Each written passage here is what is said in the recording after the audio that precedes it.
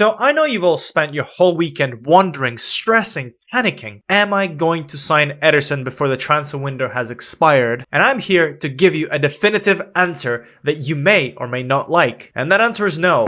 So you definitely won't like that answer, but it's okay. We still have Lunian. It's still an upgrade, I think, in terms of, well, everything else, especially the mental bits. But unfortunately, Ederson is back playing for City. Mainly because I don't think they have signed a replacement keeper. Yeah, they haven't, which is weird. Also, Rodri is apparently has his contract expiring. Can I sign him? What the hell? What? I literally made the Champions League final last year. And I'm gonna do it this year again. What?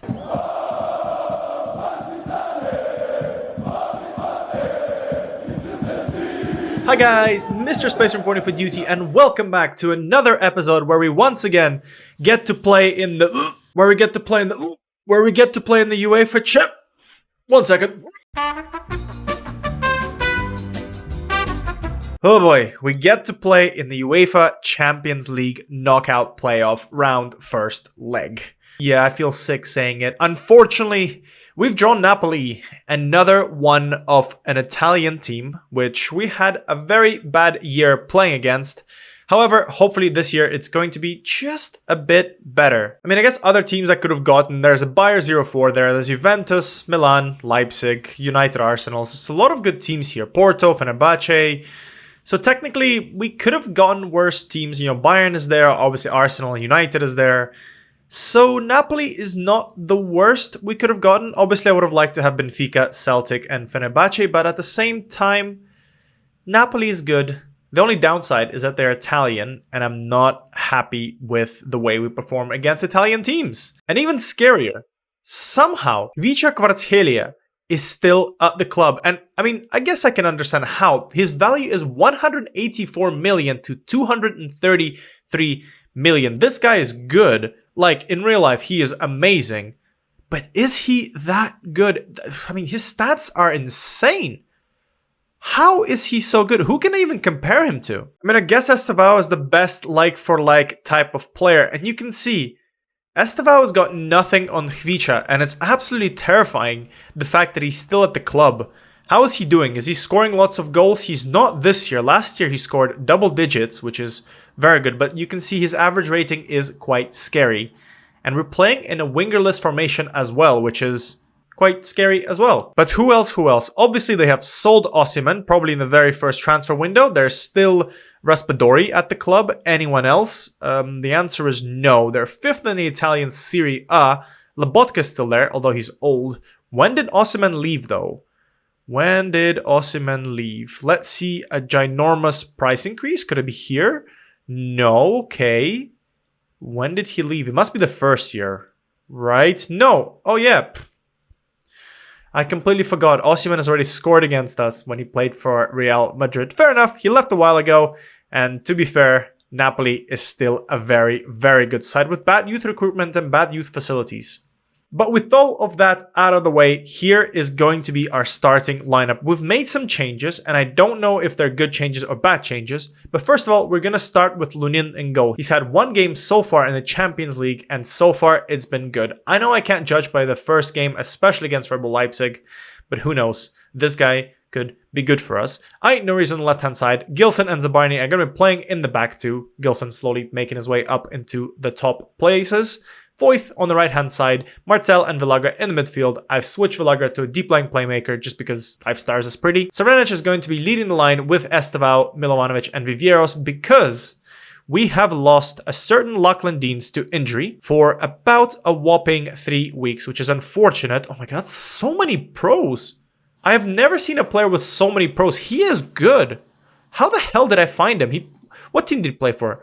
Melbourne and Ashfield. Let's see if Ashfield has any other players. Sorry on the little tangent. They don't. Have they released any players recently? Lachlan Deans went on a free. Anyone else?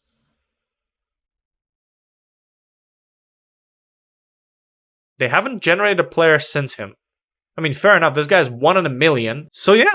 Okay, fair enough. We are going to be missing him, unfortunately, which is going to be good for Napoli, I think. Oh yeah, and some quick updates. We have signed 3 more players. 2 of them are not really that important. If they ever become interesting, I will tell you about them. Benz Domokos and Ivan Celar from Vojvodina for some money, because we had some money and I wanted to give back to the Serbian leagues like I always do.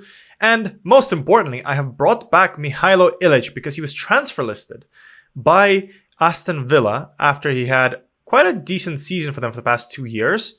And I brought him back for 7.75 million, which is a whopping 11 million profit, although he's on a bigger wage than we usually have, which is fair enough. But I do like this kid. He's one of our own. I brought him back just to be that backup option, and maybe one day we'll sell him on again. But anyways, I'm excited to take on Napoli. I hope you're excited as well. Smash that like button, enjoy this episode, and let's get ready to hopefully stop Hvicha. Please, everyone, get back to defense. So I think the question that I want to pose to you is that, do we have enough center backs to deal with Hvicha, who's on the bench anyways? Okay, probably he's injured or something I didn't see. But yeah, do we have too many center back options? I think the answer is potentially yes, but at the same time, no, because who knows, man? Like, with injuries and stuff like this, and maybe depending on how far we'll go, I might have to rework in playing 3 at the back. But tell me in the comments, is that too many center back options, or are you happy that I brought Ilic back? But we shall see how the game will go without Hvicha. First of all, Vermaelen is on the ball, finds Valentini, who finds Gomez. I don't recognize many of their players, I don't think, obviously apart from Hvicha and Joelton. I know Joelton. Foyth is going to find himself on the ball. Juan David Viveiros will find Milovanovic, who gets brought down. Sasa Serenic is on a yellow, and he's also scoring a goal. And the reason I picked Sasa is because he's got more goals than Prodanovic, and it looks like it paid off a little bit. Well, freaking done. There was some fouls in the process. I think someone got hurt in the mixer there, I saw. Right? Who got hurt? Milovanovic got hurt. There we go. But it doesn't matter. Sasa Serenic puts a shot, and Eli Capril could do nothing about it. 1-0. Great start to the game. Woo! Nothing has happened since, but we do have a highlight here. Foyth finds some Martel on the ball. We have 2 yellows already, which is unfortunate. Martel finds Joelton, who's not playing for us, by the way. Oliveira kicks the ball away. Villagra finds Semich. He's got lots of time to burn, lots of space, but there's lots of players at the back. He does manage to lose the ball to Martel, who once again, I would like to remind you, is on a yellow, so I'm a bit stressed about that. Nuri finds some space down left-hand side. Serenic finds a beautiful pass to Milovanovic. Can you square it? There's a player in the middle. He doesn't, and Joelton will counter, but he knocks the ball away, and once again, here we go. In the famous words of, I forgot his name. He's famous. He's a famous, journalist guy. Fabrizio Romano. There we go. Here we go. Another attack. Zabarny finds Foyth. Maybe one day Fabrizio Romano will announce that Ederson is going to join Partizan. The ball does come in. Who's going to jump to go for it? And almost an inspired, I guess, change for me with Serenic almost scoring a double so early on. I mean, I'm good, but I'm not that good. And yeah, talking about Ederson, he's going to a Saudi team, isn't he? Or something like that. Nuri finds Serenic again. He's in the mixer, and Ilya Zabarny scores a goal. And the ref doesn't put his hand up. The other ref doesn't put his hand up. 2-0. And that's what happens when you don't play Hvicha.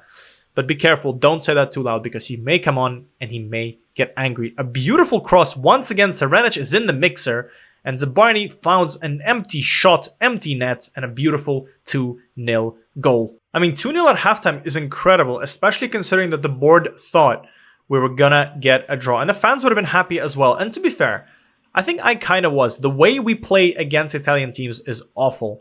But so far today, it's been incredibly good. Zabarny's on a 7.6, and most importantly is Nuri is not on a 6.0, which is a change, a nice change.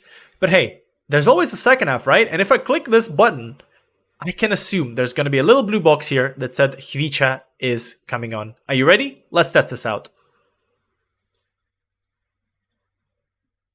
There isn't. Oh, I'm shocked. So to give you a small update, it's the 69th minute and Hvicha has come on like the 50th. And he has been quiet still. As you can see here, Hvicha is on the pitch with a name so long that it doesn't even fit in the boxes. But they are on the attack, and hopefully he's not going to make me eat my own words. I was going to make a sub. That's why I kind of started this whole dialogue here, because Serenic needs a sub. But we shall see what this attack will bring. Joeliton finds himself on the ball with lots of space, finds Semich, who finds Cesar Augusto, brings the ball down, lines up a shot in the top right corner. First goal of the season. I bet first goal in his career as well. And Napoli are red hot. Yeah, there we go. First goal for them. Amazing. Oh my god, man. It's always random people that come up clutch against me, isn't it? Joeliton, beautiful one too. That was not on purpose. I will guarantee that was not on purpose, that pass. And let's make some subs as well. Serenich is tired, so let's put maybe Rodolega on with some pace to burn. Drop Estevao as an attacking midfielder and have Rodolega run as a shadow striker. Martel is on a yellow as well. I'm going to put Tim in that position. Foyth and Foyth is going to come on, and I'm going to put on Martinelli. I think he's the best player, a bit defensive minded as well, which will help us against Kvaratskhelia. Maybe like wing back on defend. Yeah, that'll be quite good. And apart from that, maybe one more sub. Villagra is doing okay for now. 71st minute. Do I risk and put on Teklak? Let's try and do so. I think it'll be a good opportunity for him to play in big games as well. But it will be nice if we manage to see this game off. One more sub left, 85th minute. What do we do? Nuri is tired. I'm going to put Barca on, and hopefully that will be enough for us to kind of just chill and see the end of this game. There is 5 minutes added, and there is a highlight with Barca on that side. Milovanovic, who's been quite quiet, despite the fact that he does have a good rating. You can't see behind my face, but it says 7.0 and it says 7.0 for Viveiros as well. Milovanovic has some time on the ball, finds Barco, running down the left-hand side. Estevao, can you guys create something? That will be absolutely nice. We're playing it to the back. We're playing it safe. Nothing silly. Teklak, with incredible passing, unfortunately decides to go for a very hard shot. Tim brings the ball away from Khvicha, and we once again have a highlight on our hands here. Barco finds Rodolega. You've got pace to burn, but he runs backwards instead, although very fast. Not the way I want to go. Tim, Barco. We need to score another goal. That will be nice. It will settle the tie beautifully. Barco finds Estevao, finds Milovanovic, and just like I said, Milovanovic is having a quiet day, and then he wakes up and destroys everyone. Yeah. Yeah. Yeah. Good stuff. Yeah, 3-1. Not going to say it was the most comfortable game, because for some reason they have managed to completely outplay us in terms of possession. But I wonder if that's because they just were happy enough to defend, and that's why they kind of just chilled out a little bit. I mean, we'll see here. We've managed to get back into possession 50-50. Fair enough. For the duration of the whole game, it was like 53-47, or if not like 57-43. But here we are, boys. 3-1 against Napoli. This is good stuff. Every single one of you is an incredible player. Right, beautiful performance against the big boys. So far, so good. We have a second game against Napoli coming up. We have a Radnički game in between. And they're the 16th team, which means I can rotate my players, which is nice and lovely. It's not like it's a Crvena Zvezda game, which is good. Oh, by the way, sorry. Forgot to update you. Oops. Yeah, so we've played actually 3 games since the end of the last episode. We beat Radnički 4-0 with Vitek once again in the score sheet, Serenic, Viveiros, and Hudikov with a penalty. Oh my god, I'm all over the place. 3-0 against Crvena Zvezda with Milovanovic with a double and Estevao with a goal. As you can see, both goals coming in 91st and 92nd minute. And a 4-2 against Radnik, Saldania, Estevao, Serenic, Barco, and 2 goals conceded. There we go. We've all caught up. See you at the Napoli game. For the second game against Napoli, let's give a big welcome to a returning legend who's making his debut for you guys. Not just a live comm debut, a proper debut. Alexander Mitrovic is going to be starting today's game. Look at this man. Did you expect to see him in a Partizan shirt again? The answer is no. He's come back from Saudi, played in Newcastle, and is now a Partizan boy once again. I am so happy. I want to give him a start. I want to see what he can do. Maybe he can score a goal on his debut. Well, I can't really say a debut. He's played for us already, but that will be very nice as well. And if things go badly, we have Milovanovic coming off the bench. And anyways, he probably needs some rotation time anyways. So we are going to have a pretty much similar squad, apart from we're going to have Teklak playing because Martel is suspended for the next match. Unfortunately, too many yellow cards.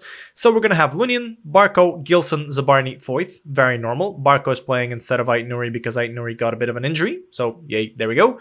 Up front, we're going to have Teklak and Villagra, like I said. And then all the way up the front, we have Serenic, Estevao, Mitrovic, and Juan David leading the line. 3-1 in the first game is a very good place to start. Is Khvicha gonna start this game, and are we gonna be scared? The answer is probably yes to both of those questions, but here is our lineup. Let's see what they have done to try and surprise us. They have, in fact, put on Kvaratskhelia on the left-hand side, which means he's gonna be playing against Voith. Hopefully, Voith is good enough to deal with him. Last game, we kept him quiet. This game is a totally different story. He has 90 minutes to play, and he can start tearing it up literally from minute 1. I mean, I won't be surprised if, according to like transfer market in this universe, to buy Kvaratskhelia, I will have to sell every single player on my team, despite the fact that they're all amazing players and have made it all the way into the Champions League final last year. Who knows? But Estevao steals the ball. Is he going to create something? No, he isn't. But Juan David, with a captain's armband, runs all the way around and he dinks the keeper. And I have questioned this man. I questioned him. I continue to question him.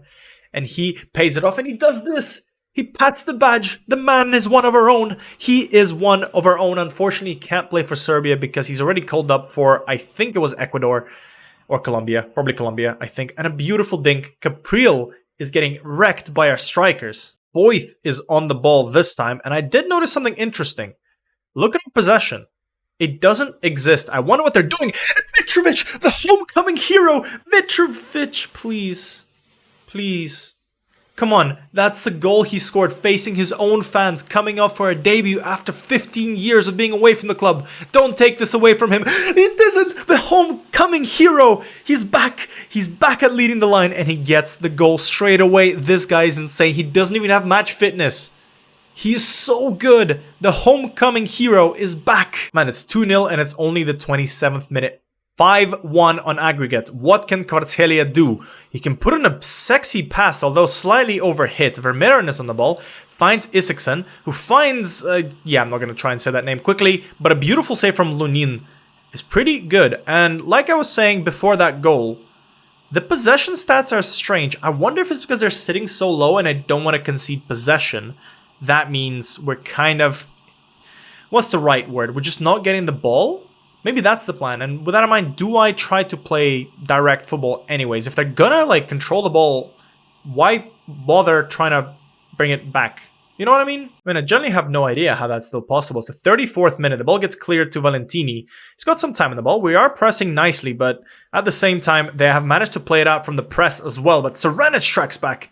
And it's crazy to have an attacking midfielder who can also defend. Juan David finds Villagra. There's plenty of space on the left-hand side, and it's like he reads my mind. Barco, can you create something? Mitrovic hits the post, and oh my god, he almost scored. And look at him!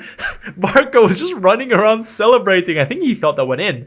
Me too, mate. Me too. That is one beautiful halftime. We have 0 possession, and yet we have all the shots on target and all the chances. Apart from that very good chance against Lunin at the start of the half, middle of the half? Yeah, middle of the half.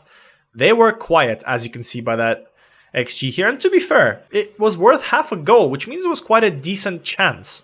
And it's good that Lunin is calm and composed. Well, I'm going to tell the boys that they're actually playing incredible. Yeah, we don't need possession.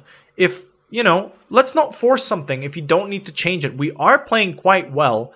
So let's continue. So Kivior is going to take his time playing the ball out of the back. He is just chilling. Maybe the players are not opening like he wants to.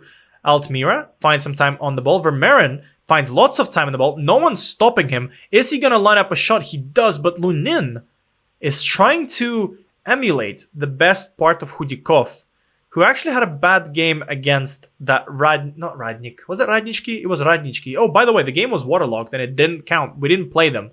That's why I didn't tell you anything about it. So that game got moved to somewhere, which means probably when we have a next game against a big side, it'll be squeezed in there. So I have a game every 2 days. Villagra finds Voith on the right-hand side. Estevao, Villagra, Teklak. What is this? What is this? Capriel finally puts his hand on the ball.